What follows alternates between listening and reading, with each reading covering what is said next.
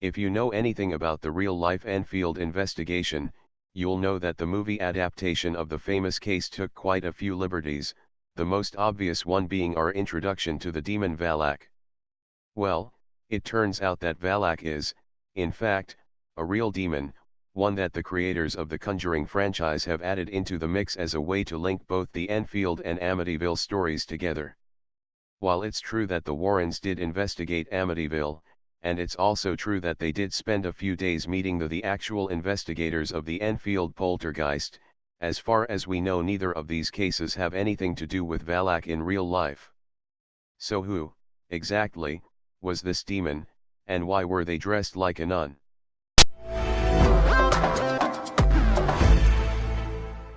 According to the Demon Conjurer's Go-To Guide, the Lesser Key of Solomon, a 17th-century grimoire that acts a kind of yellow pages of hell, Valak is none other than the great president of hell.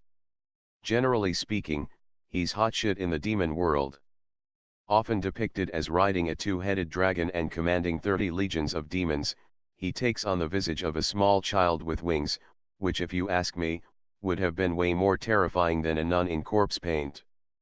Valak's skill set also amounts to a lot more than floating Legos around the room and spinning crosses. Even today, he's often invoked by magical practitioners who are looking to find true answers of hidden treasures. He's also known as being quite strong and not opposed to sharing that strength with those worthy of calling upon him. Not worthy? Well then, I'd hate to be you, because Valak will probably ruin your life, which happens a lot slower than it does in the movies. So what did Valak have to do with Amityville, Enfield, and the Warrens? Nothing.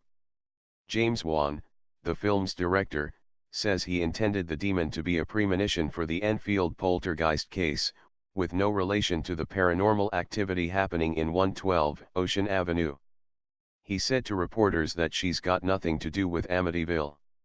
Most likely, the demon was introduced as a wholly original way for The Conjuring to bridge the Amityville and Enfield cases together in a semi-cohesive way, as the rights to the Amityville horror are owned by another company, making any popularized connection to Jay Anson's book or the horror films based on it a no-go. But the biggest question of all, why is Valak presented to us as a late 90s representation of Marilyn Manson? You can thank James Wan and the real-life Lorraine Warren for that. While the name of the big bad had been decided upon early on in the process, Wan still hadn't settled upon the actual design of the demon until the 11th hour. While speaking to Lorraine in passing one day, she mentioned that she had once encountered a swirling vortex with a dark, hooded figure at the center. That bit of information was translated into the demonic nun, which, believe it or not, was added to the story in a series of reshoots. James Wan explained to IO9 he had a strong outlook on the whole movie, but the one thing he wasn't quite sure of the demon character. I felt like I was still discovering it. And believe it or not, I always knew that I was going to do additional photography.